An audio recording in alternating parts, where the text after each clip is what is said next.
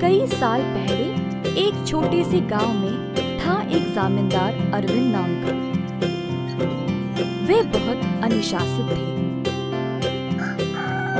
हर रोज सवेरे मुर्गे के कुकड़कू बोलते समय ही जाग जाते थे।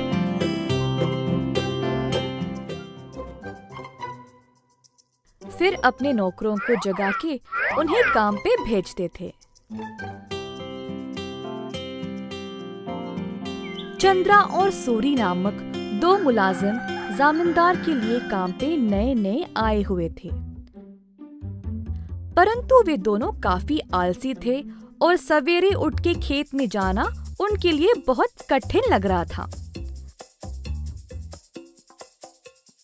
दोनों एक कुएं के पास सोते थे। एक दिन चंद्रा ने सूरी से कहा, हाय रे, हर रोज सवेरे जाग के जाना बहुत ही कठिन काम है ना।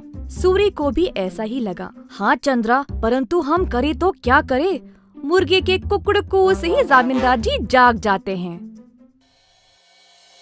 अरविंद जी ने इन दोनों का व्यवहार ध्यान से और चुपचाप से जांचा। आखिरकार उन्होंने एक दिन उन दोनों को सबक सिखाना चाहा। एक दिन जब दोनों सो रहे थे, कुएं के अंदर से आवाज आई, सूरी, कितनी देर और सोओगे? उठो और काम पे निकलो। सूरी को नींद में ही आवाज सुनाई दी और वह अचानक से जाग गया। बाजू देखा तो चंद्रा आराम से सो रहा है। सूरी को समझ नहीं आया कि ये आवाज कहाँ से आई। बुरा सपना मान के वो फिर से सो गया। अगले दिन की बात है और दोनों उसी कुएं के पास सोए थे।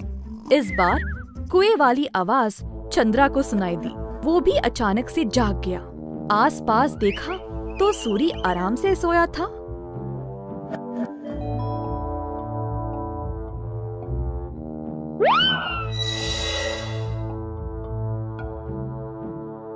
कोई बुरा सपना था शायद, ऐसा सोचकर वो भी फिर से सो गया। अगले दिन जब वे दोनों फिर से वहीं पे सो रहे थे, अचानक से एक खतरनाक आवाज सुनाई दी।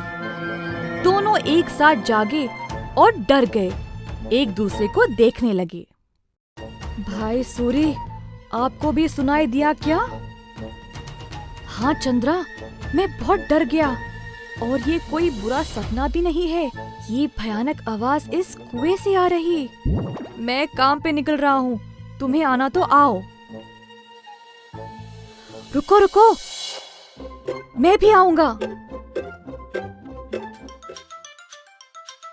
उस दिन दोनों ने बहुत मेहनत से खेत में काम किया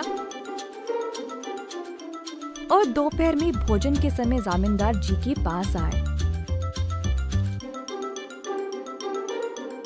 खाना खाते समय दोनों की शक्ल पे सिर्फ परेशानी लिखी हुई थी। जमींदार जी ने पूछा कि हुआ क्या। चंद्रा और सूरी ने सारी घटना सुनाई। ये सुनकर जमींदार जोर जोर से हंसने लगे। सुनो तुम दोनों, वो कोई भूत या बुरा सपना नहीं था।